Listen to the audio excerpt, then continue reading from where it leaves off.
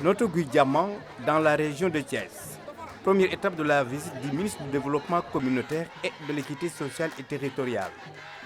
Dans cette localité de la zone des Niayes, Mansour Faye a lancé les travaux pour la réalisation d'une piste de production de 7 km et d'un forage. Les travaux relatifs à une piste non seulement de production, mais de désenclavement, piste de 7 km reliant Noto, Keur Oumar et Keur Malo.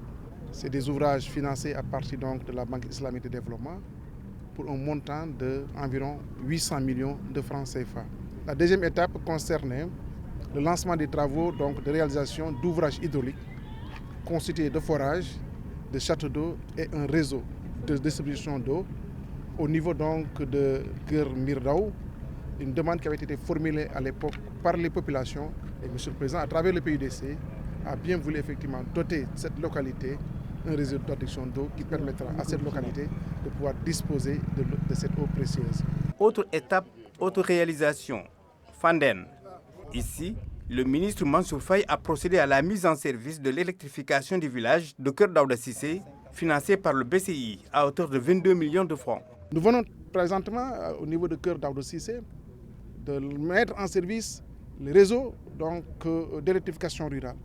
Un réseau assez important qui vient effectivement donner de l'éclairage public aux populations de la commune de Fandène.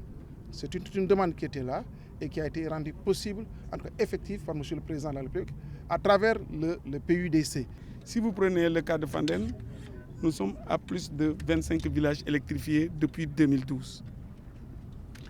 Et ceci pour remercier M. le Président de la République pour ce qu'il a fait pour notre commune, mais pour ce qu'il fait pour tout le Sénégal.